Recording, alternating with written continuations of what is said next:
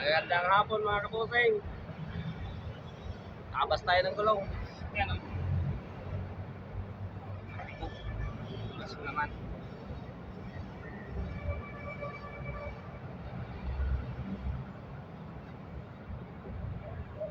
Siya.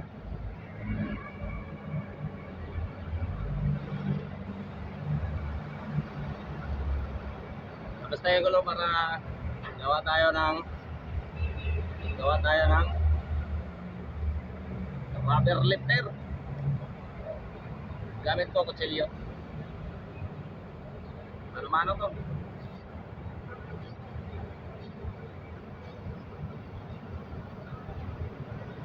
Panoorin nyo na lang hanggang dulo.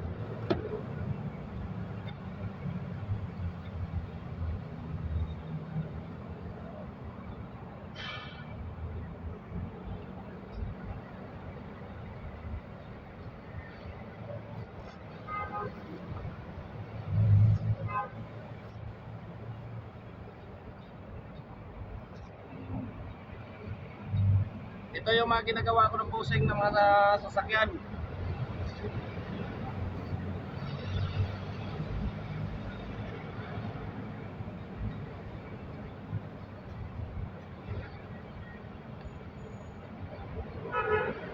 Okay. Labas na. Labas na siya. Di ba? Kita nyo? Ito yung mga gamit ko.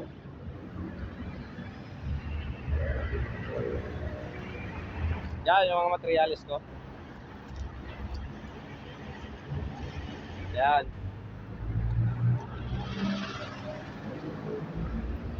Ginagawa ko siya ng mga ganito.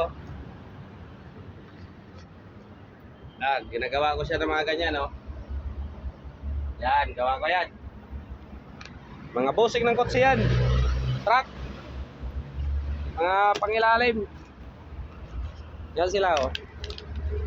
Ito ay malalaking gulong.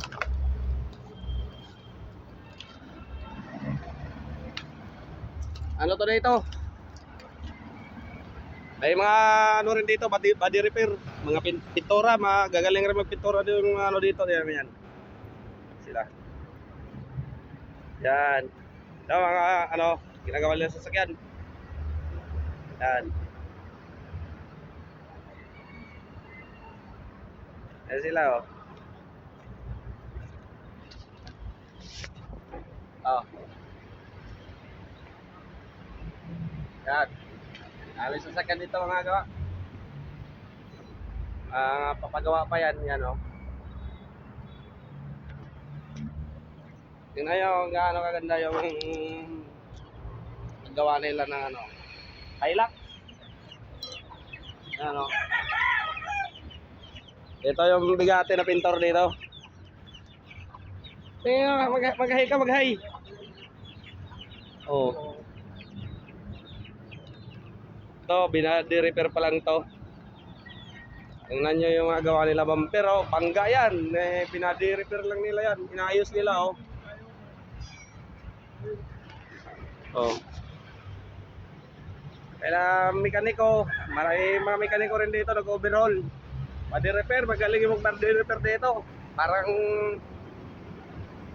di babalik talaga sa dati kung anong forma ng sasakyan. Ayun lang po, dito lang ako sa Quezon City sa may BF Road. Malapit sa Sandigan Bayan. Malapit sa Kapitulo to Supply. Yan yung mga materialis ko. Ayun lang po. Maraming salamat. Okay. Ingat kayo lahat at salamat sa mga makapanood ng video ko. Sana paki-like and share nyo naman para magkarating din sa ibang naghahanap ng mga busing na pangilalim na mahirap hanapin. Basta kaya natin gawin, may sample, kaya natin gayahin, magagawa natin yan. Thank you po, maraming salamat. God bless. Ingat po kayo. Bye-bye.